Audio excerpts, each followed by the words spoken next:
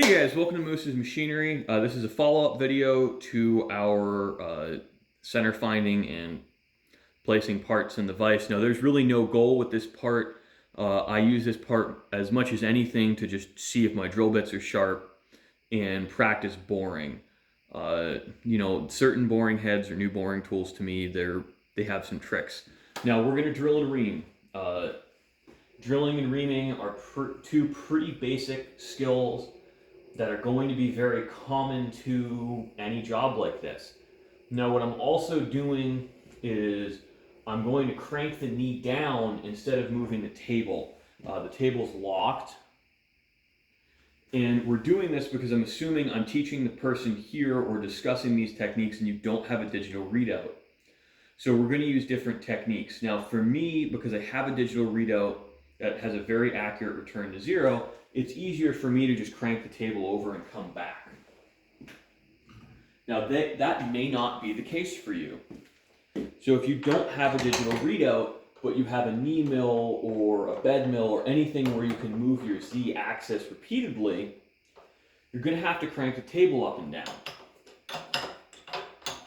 Now, what we're doing now is I'm going straight to my final drilled size. Now the reason I'm doing that is because with a lot of these smaller drills, you tend to drill oversized if you have a pilot hole.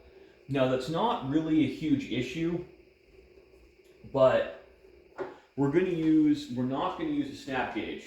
What we're going to use is a stare it inside micrometer, because one, I have it, I'd like to justify its existence to myself somehow, and two, it's also a little bit easier, it's just a one-step measurement.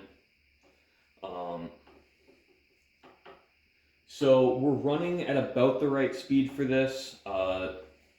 Speeds and feeds are kind of a complicated topic. I have a step pulling machine. You may also have a step pulling machine.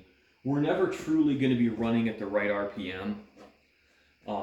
So I tend to err on the slow side. So mild steel, when you're drilling with high speed steel, the right speed is usually about 80 to 100 surface feet a minute, depending on coating and everything else.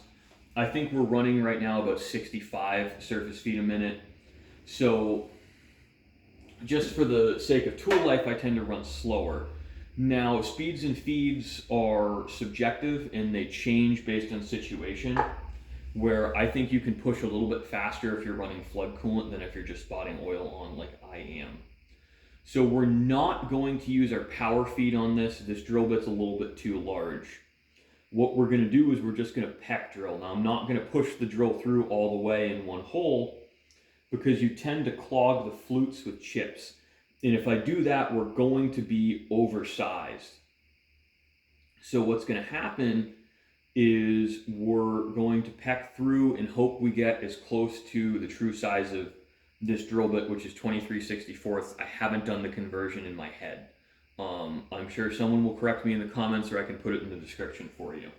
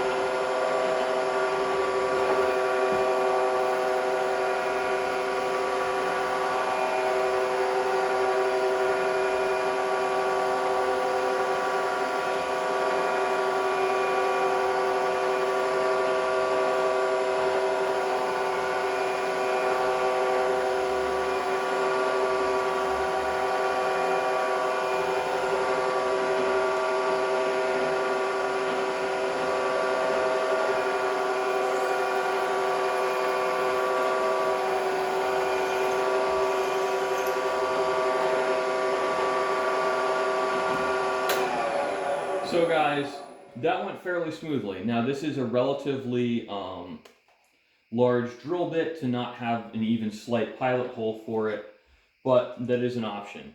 This is also not a split point drill. Split point drills reduce drilling pressure dramatically. And, you know, it is what it is. But as you were seeing, what I was doing with the drill bit is it's called pecking. Now that breaks the chip. If I didn't back off, we'd be having chips about this long, looking like this guy. So I don't like getting whipped in the face with chips. I assume you guys don't as well, so I do recommend pecking, especially if you're on a machine where you just can't push hard enough on the drill bits to get the chips to break, which is the vast majority of us. Now what I'm going to do here is clean the hole out a little bit. I don't want to get any chips dragged between the cutting flutes on the reamer and the basically the inner wall. And now we are going to power feed with the reamer. Reamers are something where I think it really does matter if you power feed. And we're going to feed it as fast as I can. So we're going to give it 0.006 of a revolution of feed per rev.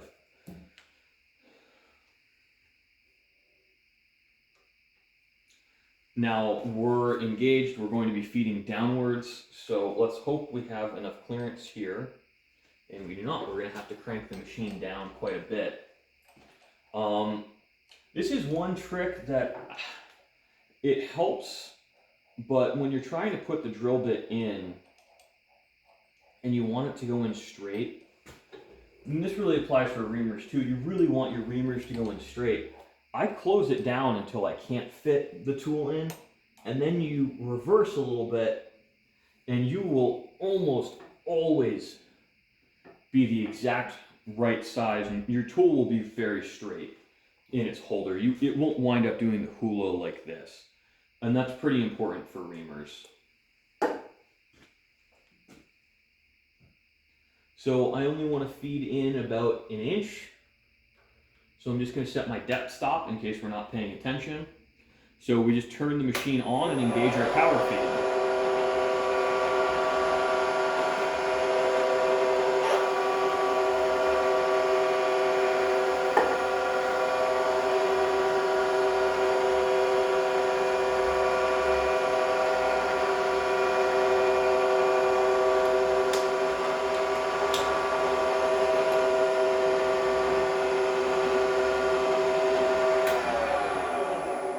Now, one thing to understand with these is it's very easy to oversize and egg a hole with the reamer, because reamers are really sensitive to what's called runout, where we're not going to get an optimal result by using a drill chuck because we have runout.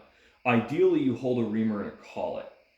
Now, these are what are called chucking reamers, so there is some intention that you're going to truck them up in a collet or a drill chuck, as we have seen, where it's okay to have some of that error integrated in. And I don't even know if we passed the reamer all the way through the hole. I don't think we did, but I don't think it matters for this demonstration.